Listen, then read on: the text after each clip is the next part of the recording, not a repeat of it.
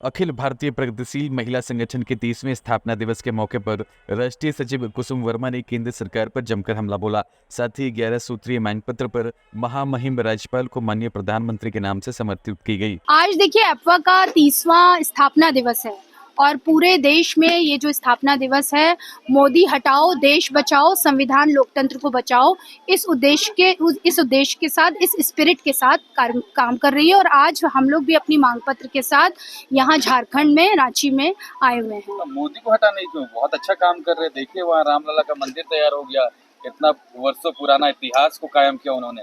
देखिए मोदी जो है जब भी गद्दी पे आते हैं महिलाओं की बात करते हैं। उनको पता है कि महिलाओं की बात आगे किए उनका अस्तित्व, उनकी राजनीति आगे बढ़ नहीं सकती।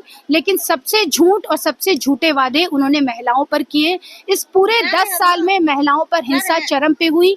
ये हम नहीं, जो उनके खुद के आंकड़े हैं, राष्ट्रीय ब्यूरो के आंकड़े ये बताते हैं कि महिलाओं पर हिंसा, और उनकी ही पार्टी के भाजपा के सांसद और मंत्री खुद महिलाओं के साथ किस तरीके से बलात्कार और यौन हिंसा में लिप्त हैं, उनका खुलेआम ये संरक्षण कर रहे हैं। खिलाड़ियों के साथ यौन शोषण का आरोप ब्रजभूषण सिंह जैसे सांसद पे लगाया, उनको संरक्षण दिया। ये सारे उदाहरण आपके सामने हैं। महिलाओं की मजदूरी, महिलाओं के स्वास्थ्य, शिक्षा, उन सब को लेके इनके पास कोई योजना नहीं है। इनके बजट में कोई भी जो है जेंडर बजटिंग नहीं है। आप कैसे कह सकते हैं कि महिलाओं के लिए बहुत अच्छा कर रहे हैं? घोषणा की थी 33% कितना महिलाओं को आरक्षण को लेकर पूरा तामझाम किया। देखिए आरक्षण की थी, जो है नारी वंदन भी किया और नारी शक्ति भी बोला, लेकिन जैसे ही संसद में अपने बराबर बैठाने की बातचीत आई, तुरंत मोदी सरकार अपनी बात से उलट गई और कहा कि ये तो हम 2029 में करेंगे। अरे आप इतने ही हितैषी हैं तो इस लोकसभा चुनाव से पहले करते, 2029 में क्यों करते? और संसद में जब सवाल पूछने वाली सांसद महिला मोइना मित्रा जिस तरीके से सवाल पूछी, उसकी संसद सदस्यता खारिज कर दी इन्होंने। ये नारी शक्ति की बात करते हैं। और हमारी जो ओलंपिक की, जिसने भारत का नाम रोशन किया, साक्षी, इन्होंने गोल्ड मेडल लाया कुश्ती में, और जब उसने आरोप लगाया यौन शोषण के आरोपी ब्रजभूषण सिंह, उसको गिरफ्तार तक नहीं किया, उसकी संसद सदस्यता आज भी बरकरार है। तो ये तो झूठे हैं। महिलाओं से झूठ बोलने वाला इस देश में कभी भी सत्ता में नहीं रह सकता है। आप लोगों का मांग क्या है, क्या बताना चाह रहे हैं? मांग ये करना चाह रहे हैं कि 2024 में मोदी को गद्दी से हटाना है, और इसके अंदर ढेर सारी मांगे हैं। जो आरक्षण की बात आपने की, उस 33% आरक्षण को लागू करना है। ये एप्वा के साथ तमाम प्रगतिशील महिलाओं की डिमांड है ये इस समय। मोदी सरकार पूरे विपक्ष को दबाकर भारत को अपनी मुट्ठी में करना चाहती है, लेकिन सत्ता और संस्थाएं किसी की जिद पूरी करने के लिए नहीं होती है। आज देश का संविधान और लोकतंत्र खतरे में है।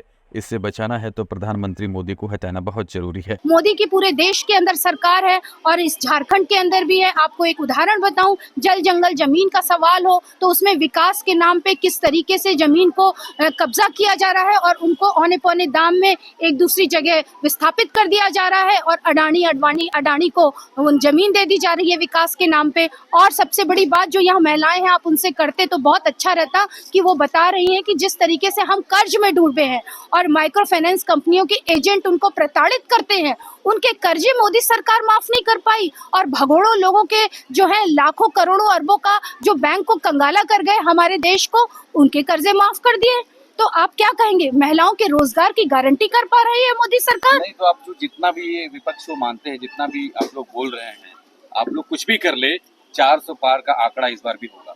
देखिए ये तो देखिए इस बार देखिए कहाँ बैठता है करवट। इतना आसान नहीं है। खुद मोदी सरकार डरी हुई है। अगर डरी नहीं होती तो 22 जनवरी, ठीक 26 जनवरी से पहले संविधान को खत्म करने के लिए 22 जनवरी को अयोध्या के अंदर धार्मिक भावनाओं को भड़काने का काम करने लगी और कह रही है कि ये देश हिंदुओं का है। ये देश हिंदुओं का भी है, मुसलमानों का भी है, और संविधान का है, और धर्मनिरपेक्षता से चलेगा। ये हम यहाँ पर कहने आए। अखिल भारतीय प्रगतिशील महिला एसोसिएशन एप्वा एक महिला संगठन है जो समानता और महिला मुक्ति प्राप्त करने के लिए प्रतिबद्ध है।